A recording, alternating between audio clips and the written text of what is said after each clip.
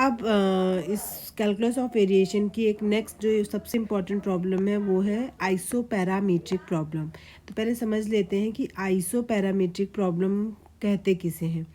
ये उस टाइप की प्रॉब्लम में आपको कोई फंक्शनल गिवन होता है, इस फंक्शनल को आपको मैक्सिमा या मिनिमा तो बनाना है लेकिन विद अ कंस्टेंट। वो कंस्टेंट क्या होता है कि एक दूसरा जो फंक्शनल होना चाहिए वो एक कांस्टेंट होना चाहिए। कुछ फिक्स वैल्यू दे दी जाएगी कि इस फंक्शनल की इतनी वैल्यू रखते हुए आपको इसको मैक्सिमा या मिनिमा बनाना होता है। तो इस टाइप की प्रॉब्लम को कहते हैं आइसोपैरामीट्रिक प्रॉब्लम। समझ गए? मतलब एक फंक्शन दिया होगा, इसको बोलेगा मैक्सिमा या मिनिमा बनाइए, और साथ में दूसरा फंक्शन दिया होगा कि इसकी वैल्यू इतनी होनी चाहिए, कांस्टेंट दिया होगा कुछ। ठीक है, तो इस टाइप की प्रॉब्लम को कहते हैं आइसोपैरामीट्रिक प्रॉब्लम। अब देखते हैं इसको सॉल्व कैसे करते हैं। तो सॉल्विंग मेथड सिंपल है। इस मेथड को कहते हैं लैग्रेंजेस मल्टीप्लायर्स मेथड।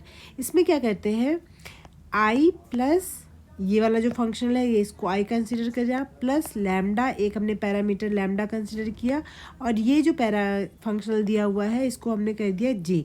इसको हम पूरा पढ़ लेंगे एच।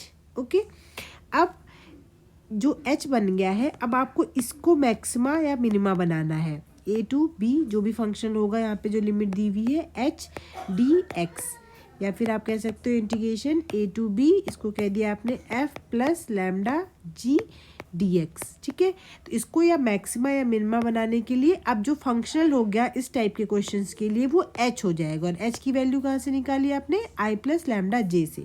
अब यूलर्स इक्वेशन यूज़ करेंगे एच को मैक्सिमा या मिनिमा बनाने के लिए। तो इसके लिए कंडीशन क्या हो जाएगी, जो नॉर्मली एफ के लिए यूज़ कर रहे थे उसको रिप्लेस कर देंगे एच से।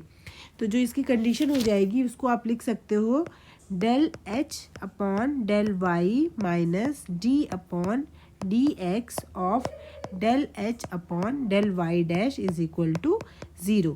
इसको सॉल्व करने के बाद जो लास्ट में यहाँ से y का आंसर आएगा वही आपका रिक्वायर्ड आंसर हो जाएगा। ठीक है, बाकी हम इसके क्वेश्चन प्रैक्टिस करेंगे, उसमें आपको ज़्यादा क्लियर हो जाएगा। फिलहाल हमने प्रॉब्लम क्या होती है और इसको सॉल्व करने की जो टेक्निक होती है उसके बारे में देखा।